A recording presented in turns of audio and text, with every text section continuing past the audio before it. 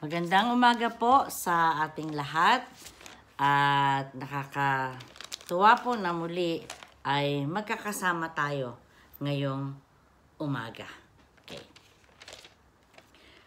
Ang ating pong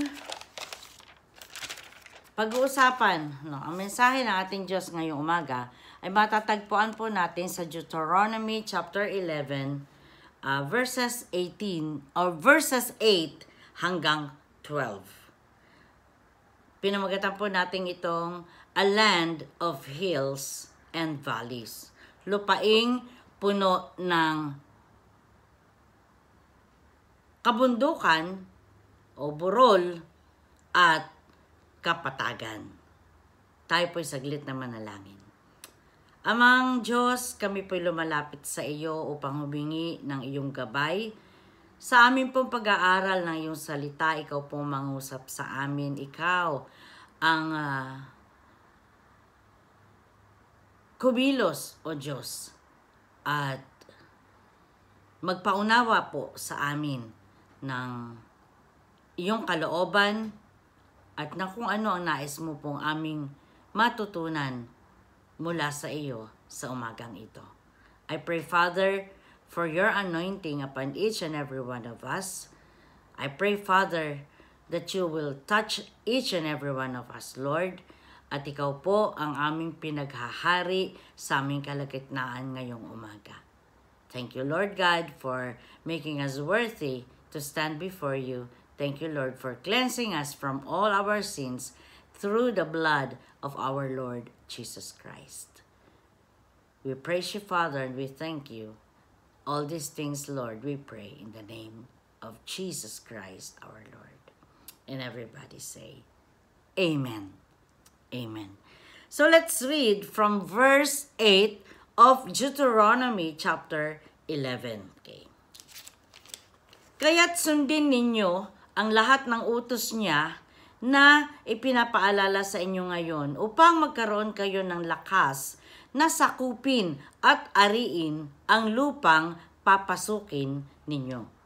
Dahil dito ay mabubuhay kayo ng matagal sa lupaing ipinangako ni Yahweh sa inyong mga ninuno at sa kanilang magiging lahi.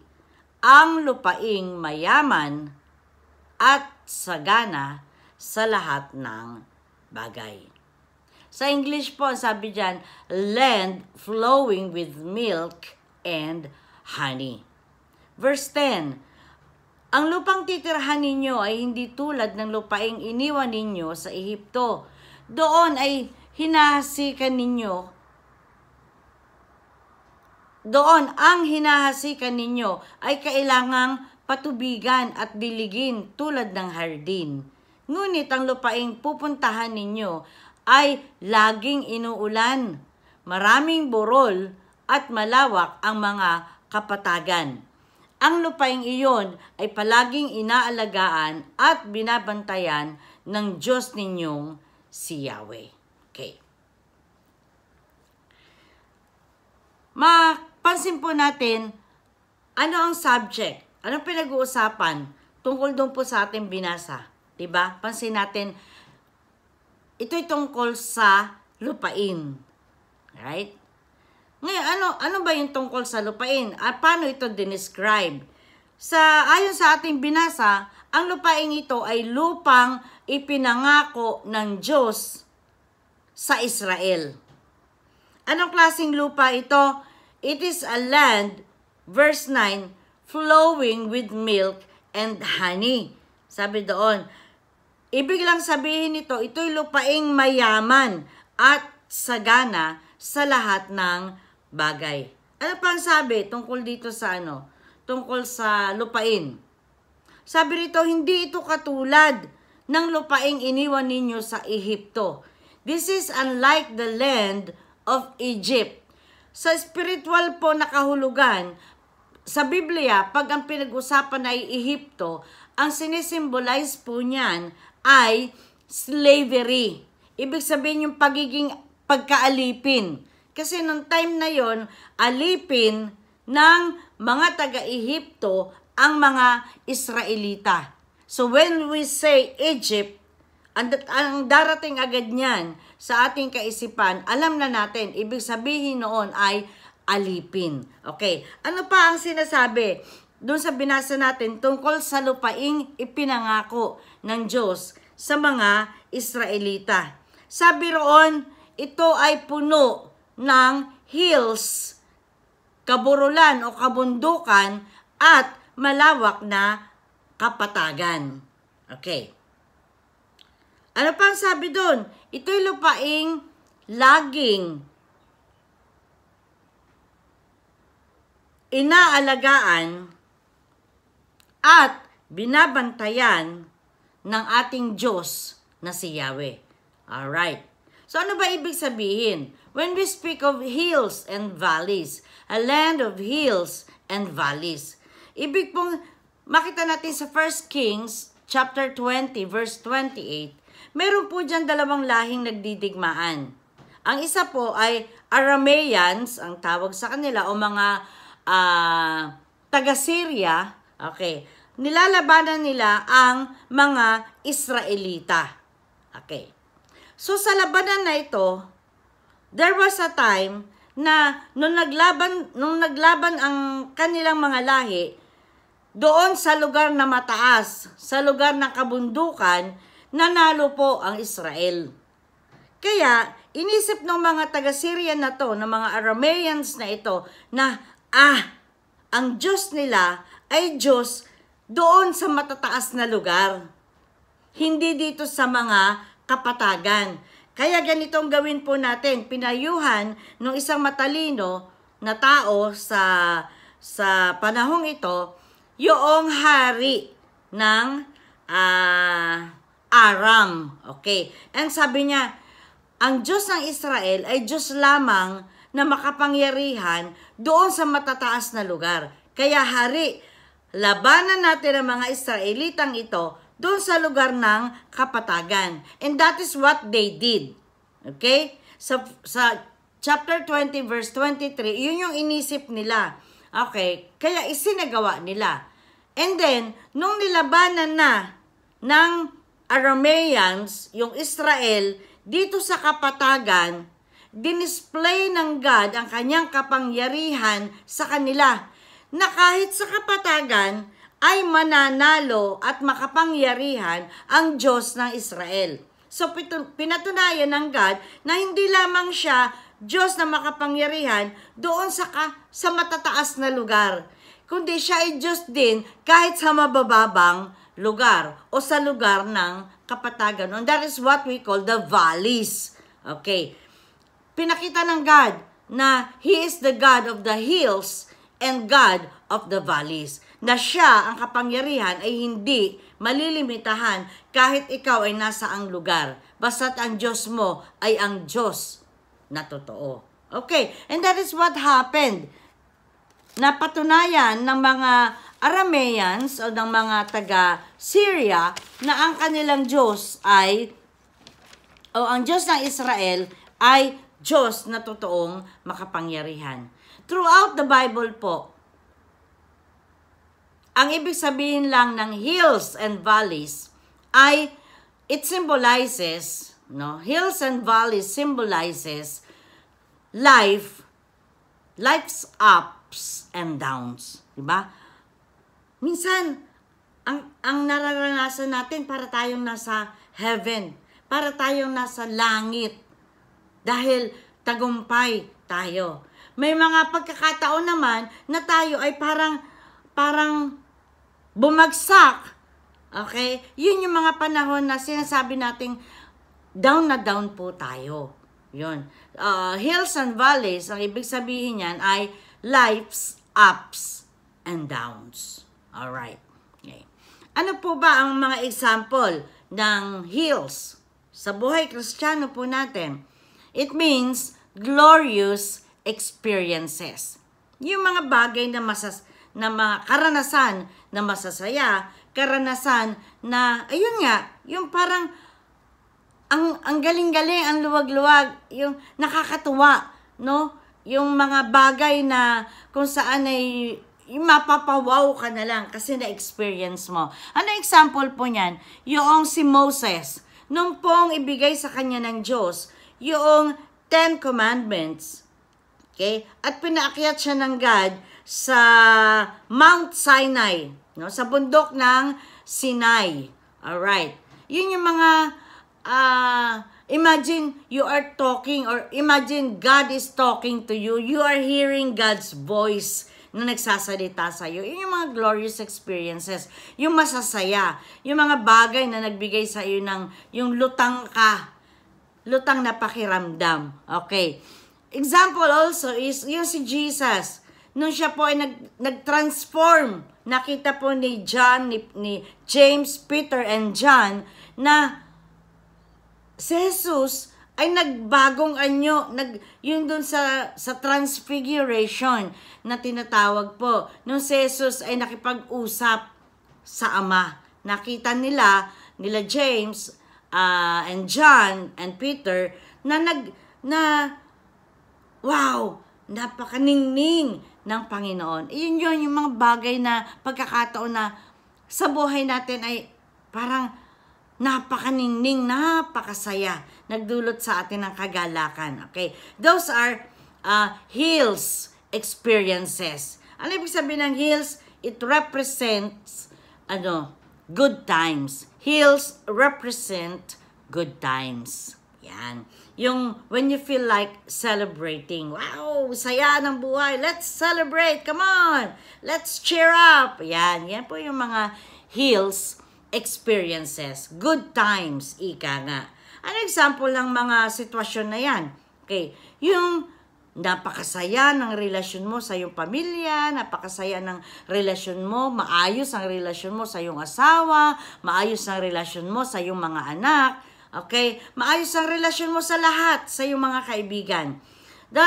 Yun po example ng good times or hills sa ating buhay. Yung tipong maayos lahat ang relasyon. Ano pa? Yung tipong lahat ng goals o layunin mo sa buhay ay nangyayari o nakakamtan mo. Alright? Ano pa?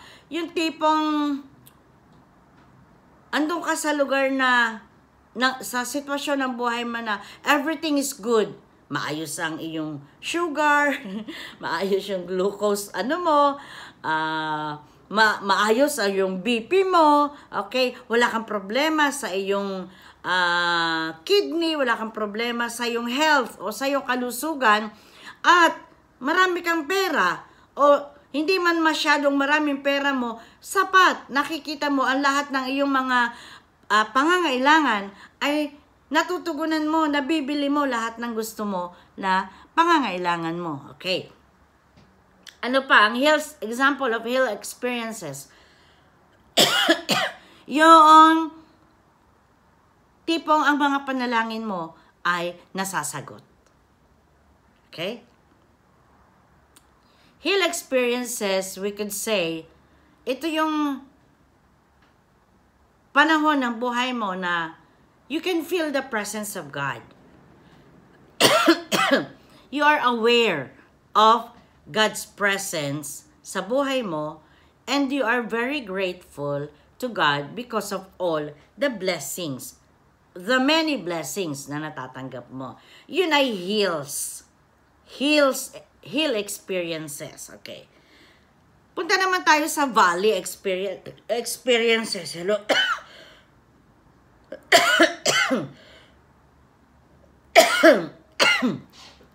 Okay. Valley experiences. Ano ibig sabihin nito ng valley? So, kapatagan.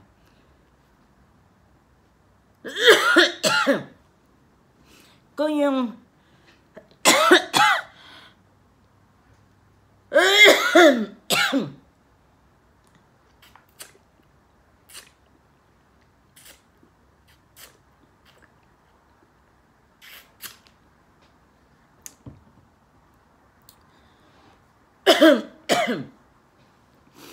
kung hill experiences po, sabi natin kanina, represent good times or represent glorious experiences, valleys or kapatagan po, it means lowly experiences. Ito yung mga pagkakataon na you don't feel like you are to celebrate.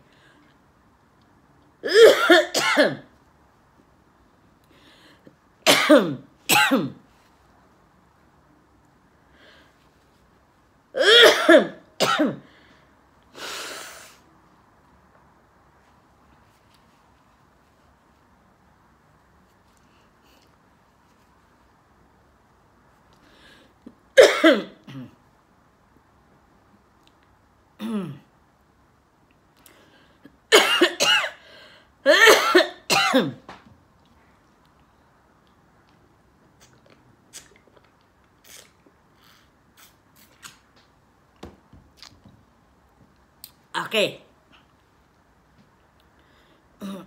Ano naman po ang ibig sabihin ng valleys o kapatagan?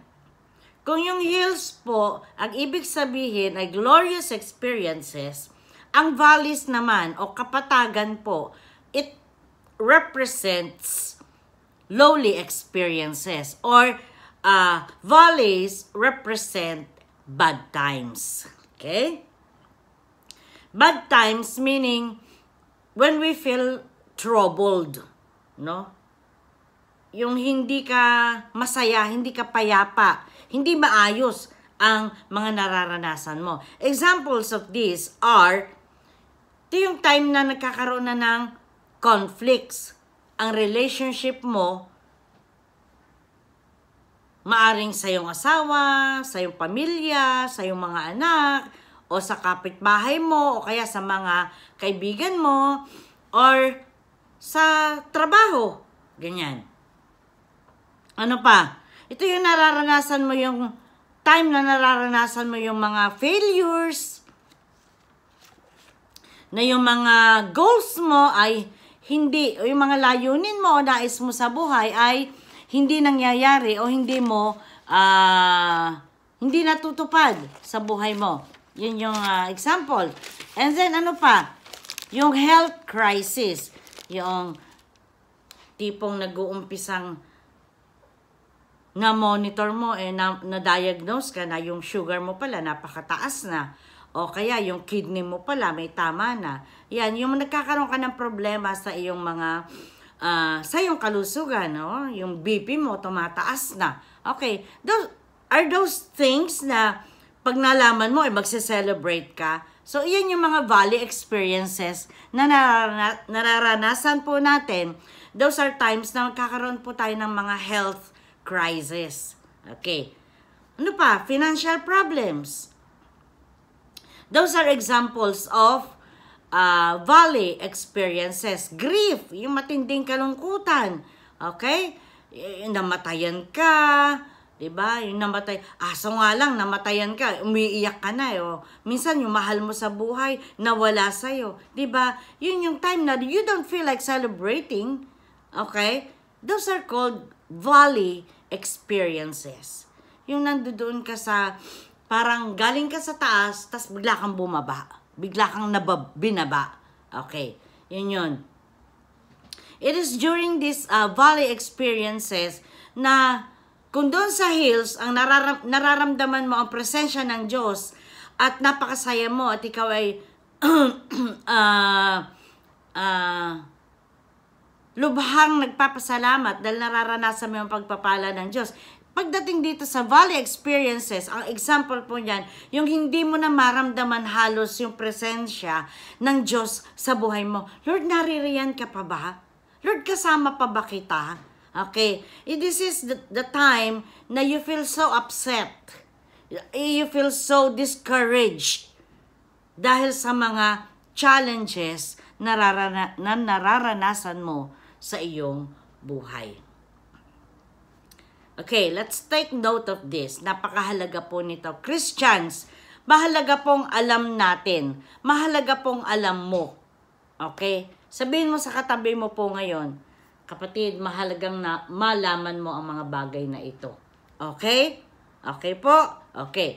Number 1, mahalagang malaman po ng bawat isa sa atin that everyone encounters hell experiences sometimes. No? Since God showers us with blessings. So, lahat tayo, we will encounter heal experiences minsan kasi nagpapala ang Diyos naman talaga. Okay. Pangalawang bagay, we must understand, no, na lahat tayo ay lalakad. Ito po ay inevitable. Hindi maiiwasan. Lahat po tayo ay pwedeng lumakad sa mga mahihirap na sitwasyon. No? Ito yung sinasabi nating valleys situation sa buhay po natin. Minsan. Okay? Since alam naman natin na hindi naman tayo, walang sino mang exempted. Lahat po ay dadaan sa mga mahihirap. Hindi lamang palaging patag yung iyong dadaanan. Minsan, kahit ikaw ay nasa kapatagan naglalakad, minsan makikita mo may lubak. Nasira yung dadaanan mo, di ba? Napanood niyo po yung patalastas. Napanood niyo po yung isang reels yata yun. Di ko alam po anong tawag doon, video. Okay? Pinakita si PBBM at saka si First Lady, no? Magkahawak kamay, naglalakad, patag yung kanilang dinadaanan, pero 'di ba nakita nyo, natapilok si First Lady kasi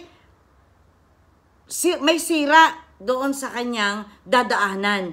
Okay? Natapilok siya, nakita ko sakit po nun. Okay? So ganun tayo minsan.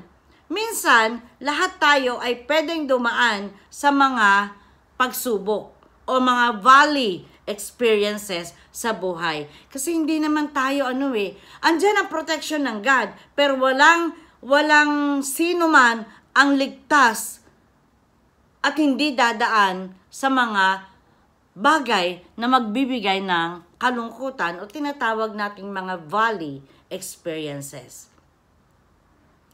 Kung matatandaan ninyo, sinabi po ni King David sa Psalm chapter 23 verse 4. Sabi niya doon, "Yea, though I walk through the valley of the shadow of death." Ano sabi niya? "Yea, though I walk," kahit ako man ay dumaan sa bingit ng kamatayan. So, alam niya na hindi lahat heals, hindi lahat maayos ang sitwasyon. Pwedeng dumaan din siya. So, let it be known to each and every one of us na lahat po tayo pwedeng dumaan doon. At pinadadaan tayo talaga ng God so that we will know how much we trust God. So that we will know how much God is powerful in our lives. Ang sabi niya, Psalm 23 verse 4, "Yea, though I walk through the valley of the shadow of death, I will fear no evil. For you are with me." Alam niya, you are with me, Lord. Your rod and your staff, they comfort me. Kahit ako'y dumaan sa bingit ng kamatayan, ako'y iyong aaliwin at ako'y iyong ililigtas. Alam niya yun. Okay? He knows the power of His God.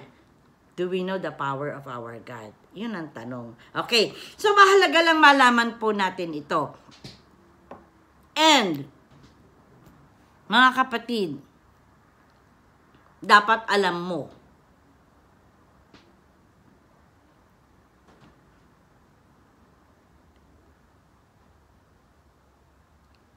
both hills and valley experiences are temporary.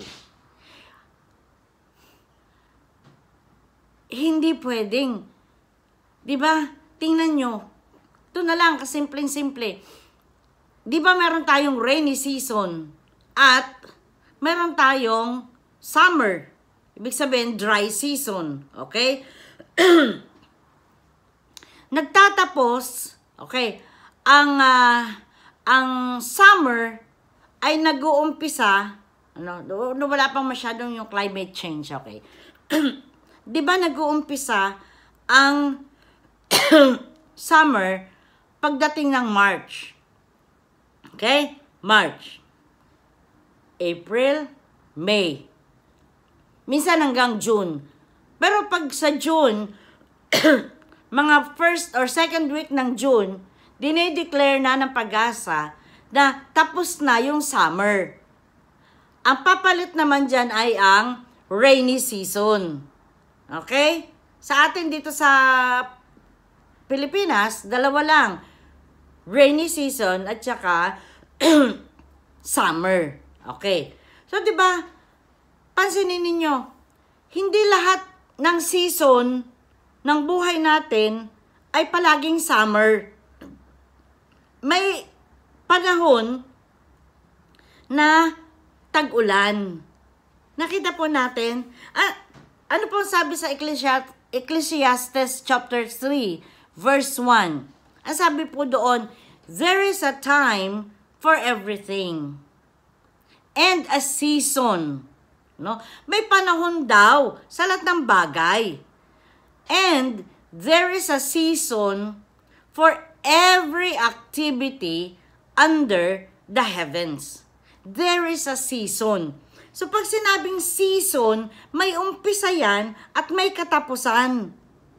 Hindi pwedeng nag-umpisa ng summer, buong taon summer. Ibig sabihin, buong buhay mo summer. O pag nag-umpisa naman yung rainy season, hindi ibig sabihin lahat buong buhay mo na lang inuulan. Meron din namang araw. Amen? Kaya, mahalagang malaman po natin, sa buhay po natin mga Kristiyano, it's not always hill experiences. Hindi palaging masasaya. And it's not always valley experiences. Hindi pwedeng lahat na lang kalungkutan. Nag-uumpisa ang kalungkutan at ito ay may pagwawakas. Ano sabi ng Bible? Ano sabi ng salita ng Diyos? Weeping may endure for a night, but joy comes in the morning. Okay? So mahalagang bagay po yan, Christians, na alam po natin at nauunawaan po natin ito sa ating buhay. Okay? Ang sabi ng Romans 8:28, all things work together for good to them who love God and who are called according to His purpose. Lahat ng nangyayari sa atin ay magkakasama, magkakalakip na kumikilos para sa ikabubuti ng nagmamahal sa Kanya at yung mga tinawag ayon sa layunin ng Diyos. Okay? So, kung ang nararanasan natin ay hills o nararanasan natin ay valleys, experiences, dapat alam mo na nangyayari yan sa iyo for a purpose at iyan ay hindi temporary lamang. Okay? Maliwanag po. Ngayon, tingnan po natin. During time ng kasaganaan, during yung time ng kasiyahan, or whether andun ka sa panahon ng kalungkutan, panahon ng pag-iyak, panahon na nasasaktan ka, no? Panahon na bumagsak ka. Panahon na bagsak ka talaga. Okay. Mahalaga malaman po natin, ano ba ang sinasabi ng Biblia tungkol sa ating Diyos? Alam natin, di ba? Alam natin na makapangyarihan ang Diyos. Alright? And let us read from the verses of the Bible, from the verses of the Word of God itself. Ano ba ang sinasabi nito about His kapangyarihan? Sa Psalms chapter 24 po, verse 1, sabi dyan, the earth is the Lord's. Ang mundong ito ay pag-aari ng Diyos. The earth is the Lord's and everything in it. Everything na nasa daigdig na ito, nasa mundo. And the world and all who live in it. Ang sabi doon, kanya lahat, pag-aari niya lahat. Siya ay Panginoon ng lahat ng ito. Ganon ka-sovereign, kamakapangyarihan ng ating Diyos. Genesis chapter 28, verse 15. Ano sabi po dyan? Behold, I am with you. Si Lord po, ang God po ang nagsasalita dito. Behold, I am with you. And I will keep you wherever you go. Kita po natin yung kung gaano makapangyarihan ng Diyos. Siya po ay nasa atin at siya ang mag-iingat sa atin kahit nasaan man tayo. So whether we are in our hilltop experiences or whether we are at the lowest point of our life, ang sabi doon, God is with us. Our God is sovereign, makapangyarihan, dakila sa lahat. James chapter 1 verse 17. Anong sinasabi nito tungkol sa iyong Diyos? Okay? Sabi diyan, every good and perfect gift is from above, coming down from the Father of heavenly lights, who does not change like shifting shadows. Hindi nagbabago, hindi pabago-bago ang ating Diyos. Okay.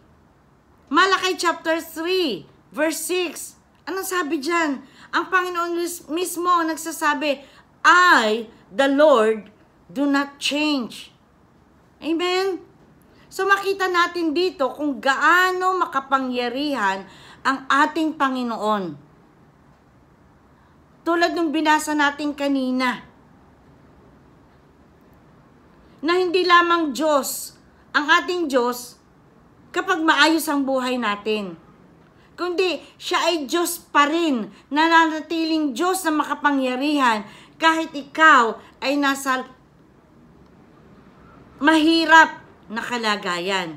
Whether you are on the hilltop experience or in the valley experience, God is God. Hindi nagbabago ang kanyang kapangyarihan. Hindi nalilimitahan ng anumang sitwasyon ang kakayahan ng Diyos na ikaw ay iligtas at ikaw ay ingatan. Hindi nagbabago ang kapangyarihan ng God na tayo ay kaya niyang samahan kahit anumang oras at panahon ng ating buhay. Numbers chapter 23 verse 19. Anong sabi dyan? God is not a man that he should lie. Or is he the son of man that he should change his mind? Hindi siya tulad ng tao na nagsisinungaling. Hindi siya tulad ng tao na pabago-bago ang isipan. Ano sabi doon? Does God speak and not act? Does God promise and not fulfill? Hindi siya tulad ng tao. Ang katwiran ng tao, promises are made to be broken. Sa God, promises are made to be fulfilled. Iyon ang God. So kung noon, ang Diyos ay naging makapangyarihan sa buhay mo, ngayon na ikaw ay dumadaan sa mga pagsubok at kahirapan, hindi na ba Diyos ang Diyos? No! Ang sabi ng Malakay, I do not change. So pag sinabi ng God na I do not change, sinungaling ba siya para, ay, teka, kamali lang ako. Teka lang. Erase mo na, erase. Papalitan ko yung Hindi ganun ang God. When He says, when He promise, He fulfills. When He speak, He acts upon the thing, upon what He spoken. Amen po ba? Sabi na 2 Timothy chapter 2 verse 13, even if we are faithless, even if, sa ibang translation, we are unfaithful, ang sabi doon, He remains faithful. nananatiling matapat ang ating Diyos kahit tayo ay hindi nagiging matapat sa Kanya. Why? Because He cannot deny Himself. Yun ang sabi po ng 2 Timothy chapter 2, verse 13. Even if we are faithless, He remains faithful, for He cannot deny Himself. You see, His faithfulness is a matter of His character. So we can trust God. Whether you are in the hill experience or whether you are experiencing the valley situations, God is God. And God who promised, I will be with you, will be with us wherever we are, whatever situation na nilalakaran natin sa ating buhay. Ano pong ibig sabihin ng Banal na Espiritu sa atin ngayong umaga? Nais po niyang malaman natin na mga anak ng Diyos that our journey is a walk through the land of hills and valleys. Amen po ba? Ang ating journey, hindi puro patag, hindi puro maayos. Sometimes we have hilltop experiences and sometimes we will have valley season sa ating buhay. There will be ups and downs. Naranasan natin yan. May ups, mayroong mga down moments sa ating buhay. There will be good times. Sinasabi ng Banal na Espiritu ngayon, there will also be bad times. But it doesn't mean that pagdating ng bad times, God will leave us. Sabi ng God, I will be with you and keep you wherever you go. Whatever situation, wherever you are right now, in the valley or nasa hills, ang God will always be with us. Maybe you are at your lowest low right now. Diba? Hindi ko alam. Okay.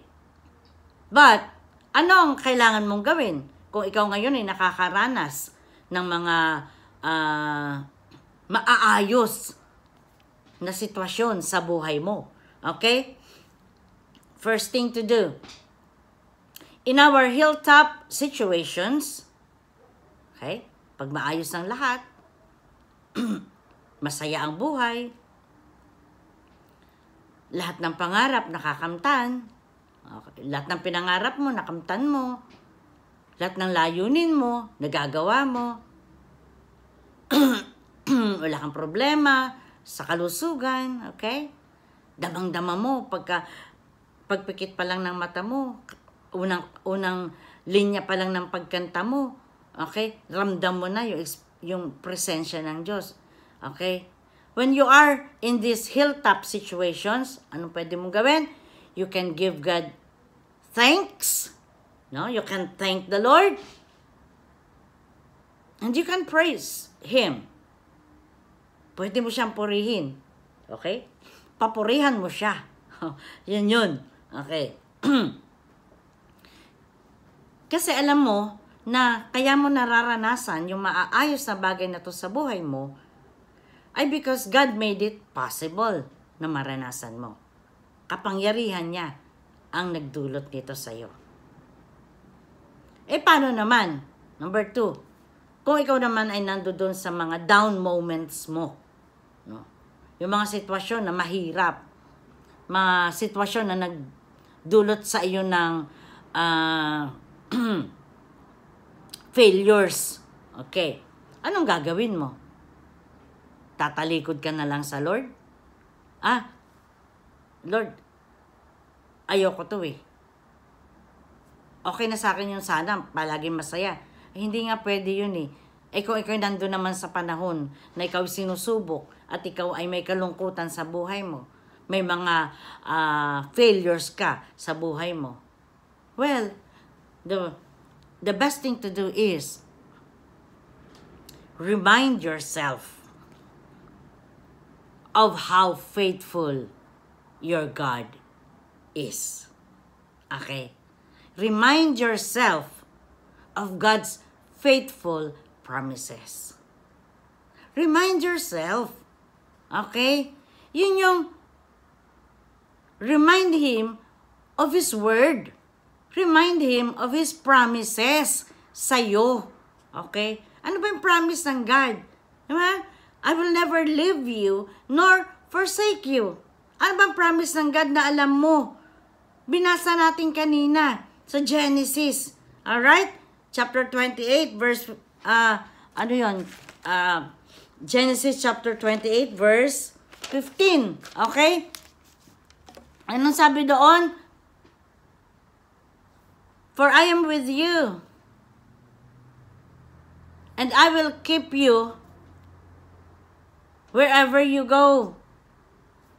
Remind yourself of the faithful promises of God. Knowing, okay? Knowing na iyan ay season mo sa buhay na hindi naman permanente. May katapusan, sabi nga natin. So you don't have to retreat.